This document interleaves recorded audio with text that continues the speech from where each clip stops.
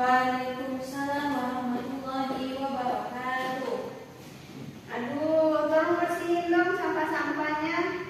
Porsinya dirapikan. Sudah, Bu? Oh, baik, sudah. Makasih ya. Ya, Bu. Nah, Ibu mulai saja. Assalamualaikum warahmatullahi wabarakatuh. Waalaikumsalam warahmatullahi wabarakatuh. Nah, sebelum kita memulai pembelajaran, ayo kepada anak Ibu Tessa untuk memimpin doa. Bismillahirrahmanirrahim. Rabbi shrahli sadri wa yassirli amri wahlul 'uqdatam min lisani yafqahu qawli. Rabbi zidni ilma warzuqni fahma. Amin. Amin. Nah, selanjutnya Ibu mau absen ya. Ya, Bu.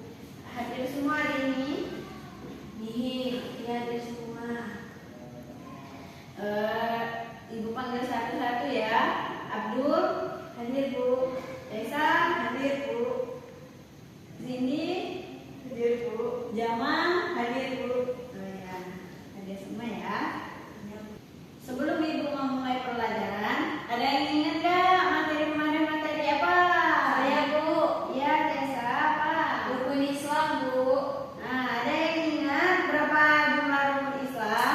Saya, Bu. Ya, 5. coba sebutkan. 1. Mengucapkan 2 kalimat syahadat, 2 salat, 3 puasa, 4 zakat, dan 5 naik haji bagi yang mampu. Ayo, benar. Beri tepuk tangan dulu ya. Nah, baik. Jadi materi kita hari ini adalah tentang syu'abul iman atau cabang-cabang iman. Nah, ada yang tahu nggak cabang iman itu ada berapa? Belum, Bu. Nah, jadi cabang iman itu ada 6. Yang pertama iman kepada Allah, yang kedua iman kepada malaikat, yang ketiga iman kepada nabi dan rasul, yang keempat iman kepada kitab Allah, yang kelima iman kepada hari akhir, yang keenam iman kepada qadar dan qadar. Jadi, nah kalau dibahas tentang cabang-cabang iman, cabang-cabang iman itu ada 77 yang harus dilakukan oleh umat mukmin. Nah, selanjutnya itu macam-macam cabang iman. Jadi, yang pertama adalah cabang iman yang berkaitan dengan hati. Karena iman seseorang itu sering berkaitan dengan hati. Misalnya, jika kita hendak ingin melakukan sesuatu, maka kita akan melihat dari sudut pandang hati dulu, baru sudut pandang pikiran. Nah, selanjutnya itu cabang iman yang berkaitan dengan lisan. Nah, kita di dalam Islam itu diwajibkan untuk menjaga lisan. Nah, ada enggak tetangga kalian yang suka menggosip, tidak menjaga lisannya? Ya, Bu. Banyak. Nah, itu nggak boleh ya. Nah, di dalam Islam itu kita itu harus dan wajib untuk menjaga lisan kita, tidak boleh mengunjung orang. Karena jika kita menggunjing orang atau menggosip orang, berarti lisan kita kotor dong. Nah, dan kita akan dimusuhi banyak orang jika kita tidak menjaga lisan. Nah, yang ketiga yaitu dari perbuatan dan tindakan. Jadi misalnya ketika kita di jalan, kita lewat, terus ada batu yang menghalangi di jalan itu, kalau kita meminggirkannya, itu kita akan mendapat pahala loh. Percaya nggak? Saya, Bu. Nah, kalau kita menyingkirkan sesuatu yang menghalangi di jalan itu, kita akan mendapat pahala. Itu merupakan cabang iman dari tindakan. Nah, selanjutnya tanda-tanda orang beriman. Yang pertama, jika mendengar nama Allah itu hatinya bergetar. Misal kita mendengar suara azan, itu kayak kita terus kita mendengar sholawat, itu hati kita tenang, damai kayak gitu. Nah, selanjutnya senantiasa bertawakal dan berdoa kepada Allah, karena kita kan umat muslim. Jadi kita tuh kalau mau apa-apa minta kepada Allah, doa kepada Allah.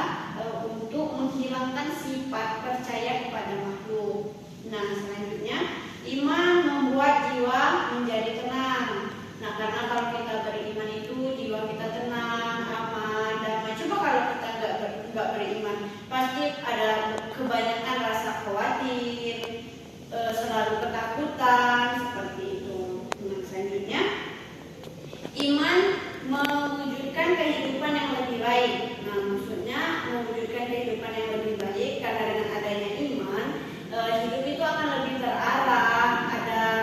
Ada karena kita akan tahu di kehidupan itu ada yang boleh dan ada yang tidak boleh, karena ada yang bakal dicatat sama malaikat. Nah, selanjutnya iman menumbuhkan rasa ikhlas, karena misalnya kita beriman, nah kita mendapat cobaan itu kalau kita mendapat cobaan itu kita ikhlas, tenang. Nah, kalau kita nggak beriman, pasti kita marah-marah, ngamuk-ngamuk kayak gitu. Jadi iman itu menumbuhkan sikap ikhlas.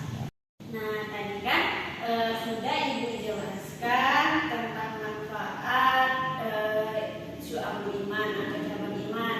Ada yang bisa menyimpulkan?